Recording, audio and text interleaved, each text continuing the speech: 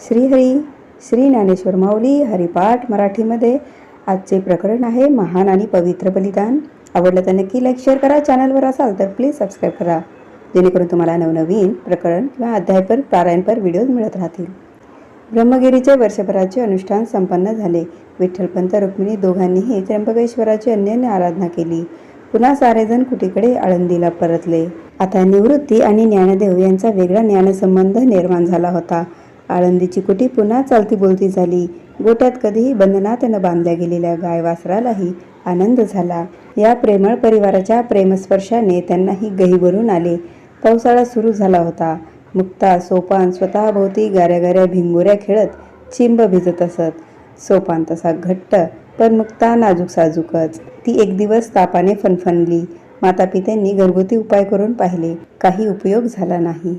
विठ्ठलपंत उठले, ग्रामवैद्यांकडे आले। ग्रामवैद्य त्यांच्या वाड्याच्या अंगणातच होते। वा, विठ्ठलपंत का आज आळंदी प्रवेश केला वाटतं? शास्त्री बुवा, मी पापी आहे, पण माझी मुलगी मुक्ता निष्पाप निर्मळ आहे हो। ती खूप आजारी आहे, तिचा ताप उतरत नाही, ग्लानी येते सारखी। माझी कळकळीची विनंती आहे, आपण येऊन तिच्यावर उपचार करावेत। मी आपला आजन्म ऋणी राहीन। पंत, आपलं धाडस वाखाणण्याजोगं आहे। माझ्यासारख्याकडे येणं म्हणजे भलतंच साहस। ग्रामण्याचा अर्थ कळतो ना? माझी पोर मरणाच्या दारात उभी आहे, शास्त्रीजी दया करा। आता मुलीच्या जन्माची चिंता करता संन्यासाश्रमातून गृहस्थाश्रमात येताना कुठं गेला होता हा शहाणपणा?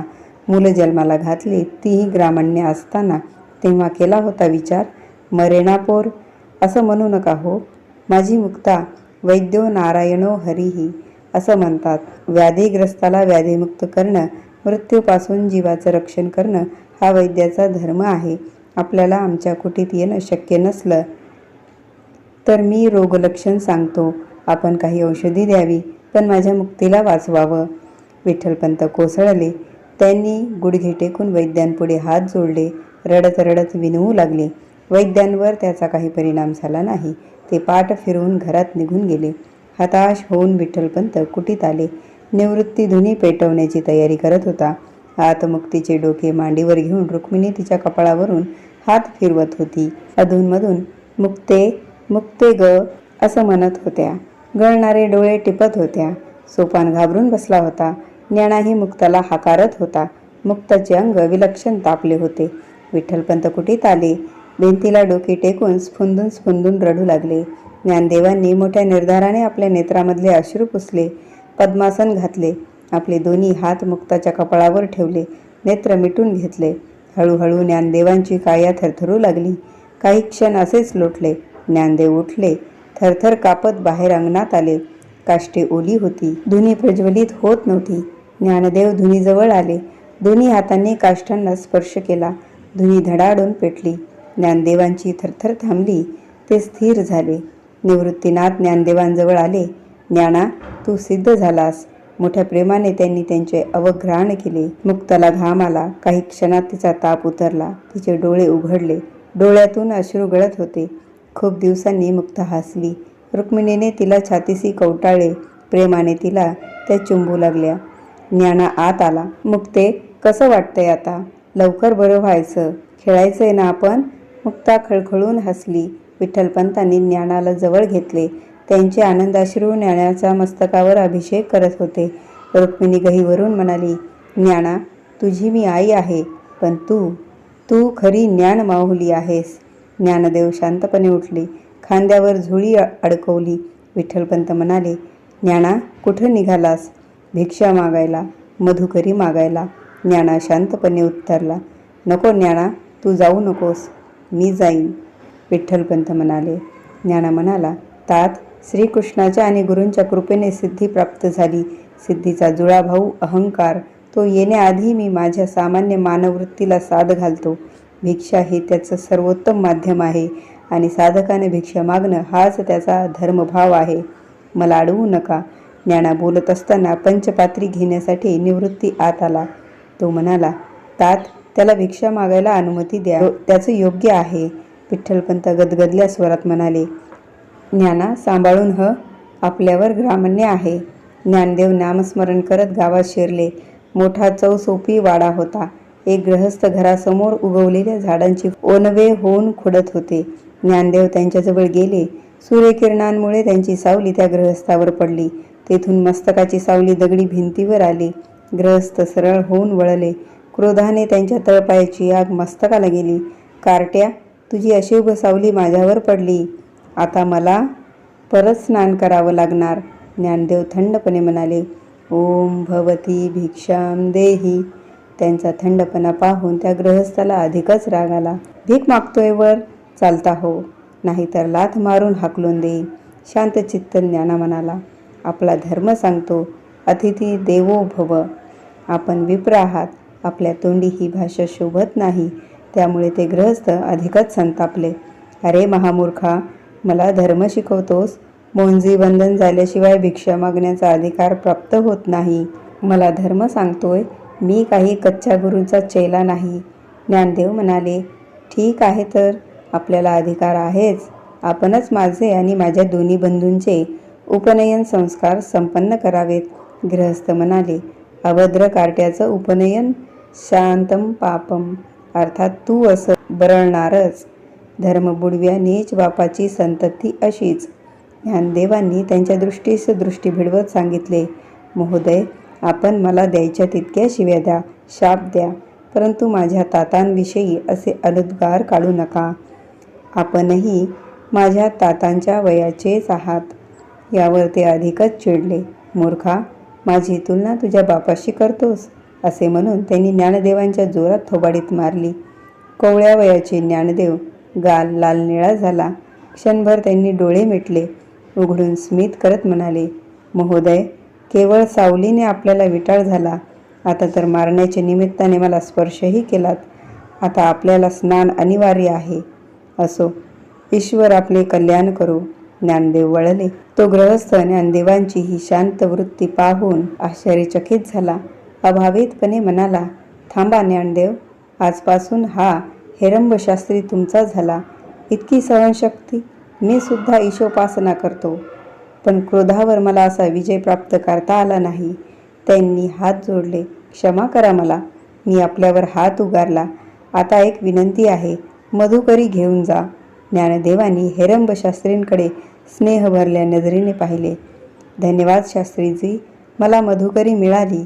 हेरंबशास्त्री विस्मयाने म्हणाले, मधुकरी मिळाली? समजलो नाही मी. ज्ञानदेव म्हणाले, आपल्या मनी करुणेनं जन्म घेतला. माणुसकी माणसाच्या अंतर्यामी असतेच, हे मी आपणास सांगावं असं नाही. फक्त ती जागृत करावी लागते. मला काही नको, मधुकरी मिळेल. पण आपण अधिकारी आहात. मजसाठी काही करायची आस असेल तर तातांवरच ग्रामण्य दूर करून परत त्यांना वर्णाश्रमात घ्या. हेरंबशास्त्र्यांनी खाली मान घातली. इतकं सामर्थ्य मजजवळ नाही, पण येत्या काही दिवसात पैठणचे श्रीनिवास भट येत आहेत. त्यावेळी आळंदीस विद्वत सभा भरणार आहे. त्या सभेत मी हा विषय मांडेन. ज्ञानदेवांनी खाली वाकून हेरंबशास्त्र्यांना नमस्कार केला. जाता जाता गाऊ लागले. त्यांची प्रतिभा झरू लागली. देवाची द्वारी उभा क्षणभरी, तेने मुक्तिचारी साधियेल्या. हरिमुखे मना, हरिमुखे मना, पुण्याची गणना कोण करी. असोनी संसारी जीवे वेगु करी. वेदशास्त्र उभारी बाया सदा. ज्ञानदेव मने व्यासाची आखुने. द्वारकेचे राणे पांडवा घरी. देवाची द्वारी उभा क्षणभरी. पर्वताप्रमाणे पातक करणे, वज्रलेप होणे अभक्तासी. नाही जासी भक्ती ते पतित अभक्त. हरिसी न भजत दैवहत. अनंत वाचाळ बरळती बरळ. त्या कैंचा दयाळ पावे हरी. ज्ञानदेवा प्रमाणात महानिधान. सर्वांगठी पूर्ण एक नांदे. निवृत्तीचे मुंजीचे वय उलटून गेले होते. विठ्ठलपंत चिंतेत होते. ज्ञानाने आज घडलेल्या प्रसंगाचा वृत्तांत मातापित्यांना कथन केला. यथावकाश पैठणचे श्रीनिवास भट आळंदीस आले. विद्वत सभेचे अन्य विषय झाल्यावर हेरंबशास्त्रींनी विठ्ठलपंतांचा विषय काढला. विठ्ठलपंत एका कोपऱ्यात वेगळे आणि लांबवर उभे होते. त्यांनी हात जोडले. आधी हेरंबशास्त्री बोलले. नंतर स्वतः विठ्ठलपंत नम्रपणे म्हणाले, मी धर्मपीठ धर्माधिकारी सगळ्या ब्रह्मवृंदाला नम्र वंदन करून कळकळीची विनंती करतो की मी पापी आहे, मला न्याय नको, पण माझ्या मुलांना समाजात घ्या, माझ्या पुत्रांना मुंजीची अनुमती द्या. मी आणि माझी पत्नी ग्रामण्य भोगतो आहोत, ती शिक्षा माझ्या अपत्यांना नको. विद्वत सभा काही क्षण स्तब्ध झाली. एक गृहस्थ उठून म्हणाले, खरे तर हे पातकच महाभयंकर आहे. या पातकाचा धर्मशास्त्रांनी विचारच केला नव्हता, पण वर्णाश्रम धर्म मोडणाऱ्याला शिक्षा ही तितकीच कठोर आहे. यावर हेरंबशास्त्री म्हणाले, कठोर असं ग्रामण्य ते भोगतच आहेत. स्वतःसाठी त्यांची मागणी नाही, त्यांनी त्यांच्या मुलांसाठी विनंती केली आहे. मुलांनी बिचाऱ्यांनी काय पाप केला आहे, त्यांचा स्वीकार व्हावा अशी त्यांची इच्छा. यावर आणखी एक पंडित उभे राहिले. या पापी पतिपत्नींच्या पापी संततीचा विचार करण्याचे धर्मास काही कारण नाही.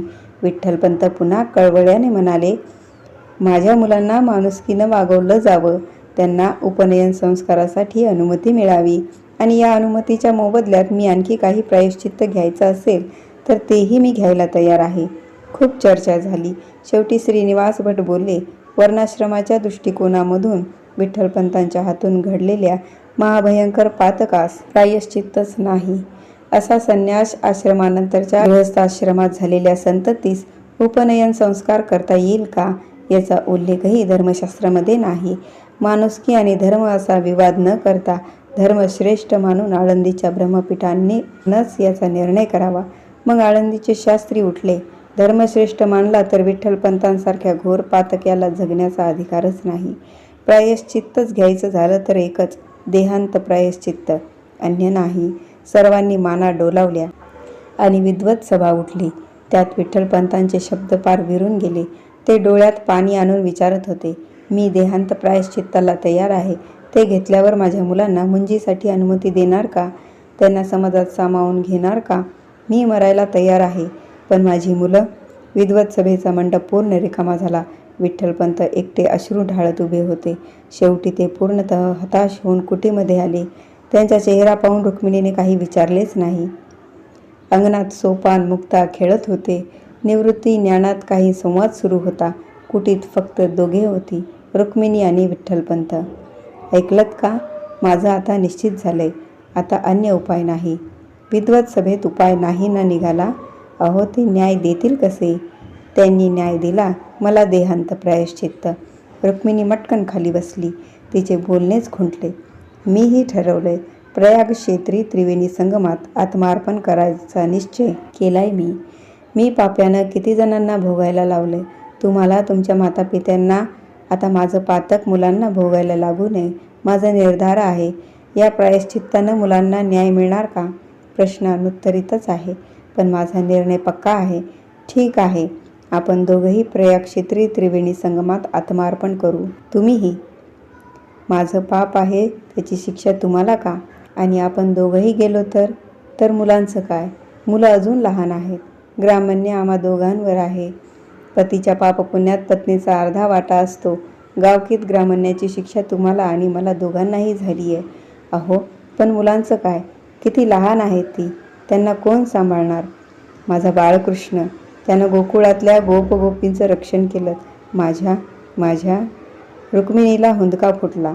ती बराच वेळ रडत होती. शेवटी म्हणाली, माझ्या मुलांवर तो लक्ष ठेवेल. माझ्या मुलांचंही त्यांच्यावरच प्रेम आहे. त्या रात्री रुक्मिणीने गोडाचा सांजा केला. मुक्ताला, सोपानाला, ज्ञानाला प्रेमाने त्या गोड सांजेचे घास भरवले. ती निवृत्ती जवळ आली. निवृत्ती म्हणाला, अगं आई, मलाही. आज तू सगळ्यांनाच घास भरवतेस. रुक्मिणी म्हणाली, अरे, खूप दिवसांनी गोडाचा सांजा केला ना. बोलता बोलता ती रडू लागली. ज्ञाना म्हणाला, आई, तू रडू नकोस. तुझ्या डोळ्यात पाणी आलं ना, की माझ्याही डोळ्यात पाणी येतं. ज्ञानाचे डोळे झरू लागले. सोपान मुक्ता पानावरून उठून आईला बिलगली. रुक्मिणी आवेगावरून म्हणाली, माझ्या बाळांनो, रोज मी अगदी सांधच रांधते. चांगले चांगले पदार्थ तुम्हाला देता येत नाही ना, म्हणून. ज्ञाना म्हणाला, आई, तुझ्या हातचा प्रत्येक पदार्थ अमृतासारखा मधुर असतो. तुझ्या प्रेमळ हातापुढं गुळाची ती काय ग गोडी. निवृत्ती म्हणाला, आई, ज्ञाना खरंच बोलतोय. तुझ्या हातचा प्रत्येक पदार्थ प्रेमामृतानं भिजलेला असतो. तिनं निवृत्तीलाही घास भरवले. निवृत्तीने आपले मस्तक मातेच्या खांद्यावर ठेवले. त्याच्याही नेत्रांमधून प्रेमाश्रू गळागळा वाहत होते. आपल्याला मोठा हुंदका फुटेल या भीतीने विठ्ठलपंत कुठी बाहेर आले. तुळशी वृंदावनाजवळ येऊन त्यांनी आपल्या भावनेला वाट मोकळी करून दिली. जेवण झाल्यावर रुक्मिणीने मुलांना झोपवले. विठ्ठलपंतांचे आणि आपले ताट घेतले. दोघेही पानावर बसले, पण त्यांना घास घ्यावासाच वाटेना. शेवटी त्यांनी दोघांची ताटे त्या रांगणाऱ्या बाळकृष्णासमोर ठेवली. त्यांच्या डोळ्यामधले अश्रूच बोलू लागले, हे युगंधरा, पापक्षालनासाठी आणि अपत्य कल्याणासाठी आम्ही प्रायश्चित्त घेतो आहोत. आता सारा भार तुझ्यावर. आमची मुलं चांगली आहेत, समंजस आहेत, तुझी भक्त आहेत. खऱ्या अर्थानं तूच जसा आमचा माता पिता आहेस तसा त्यांचाही पिता आहेस. बघ बाबा, तुझी कृपा असू दे यांच्यावर. येतो आम्हीही. विठ्ठलपंतांनी भरल्या मनाने आणि थरथरत्या हाताने मुलांसाठी पत्र लिहिले. मुले गाढ झोपली होती. रुक्मिणीने आधी निवृत्तीचे, मग ज्ञानाचे, मग सोपानाचे अवग्रहण केले. मुक्तीचे अवग्रहण केल्यावर तिने झोपेतच आईच्या गळ्याभोवती हात गुंफले. रुक्मिणीचे काळे गलबलले. आपले अश्रू मुक्तीच्या चेहऱ्यावर पडून ती जागी होईल या भीतीने तिने मिठी सोडवली. नीट थोपटून उठली. विठ्ठलपंतांच्या अश्रूंना बांधच नव्हता.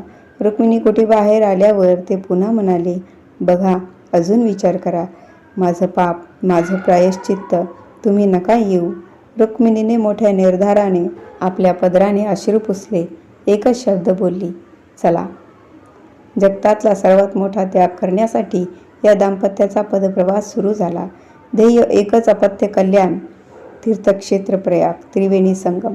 गंगा, यमुना, सरस्वती, 3 नद्यांनी आपले जलकर एकत्र गुंफलेले साक्षात पावित्र्य ओसंडून वाहत होते. विठ्ठल रुक्मिणी दोघांनीही त्या पवित्र जलाला नम्रपणे हस्तस्पर्श करून त्याला अभिवादन केले. तिन्ही सरितांचे हृदय उचंबळून आले. त्यांनी आपले जलकर पसरले, बाहू विस्तारले. विठ्ठल रुक्मिणींनी मनश्चक्षूंसमोर 4ही गोजीरवाणी मुले आणली. पुन्हा युगंधर चरणी प्रार्थना केली. संगमात चालत चालत आपल्या निर्धाराचे पालन केले. गंगा, यमुना, सरस्वती, तिन्ही नद्या धन्य झाल्या.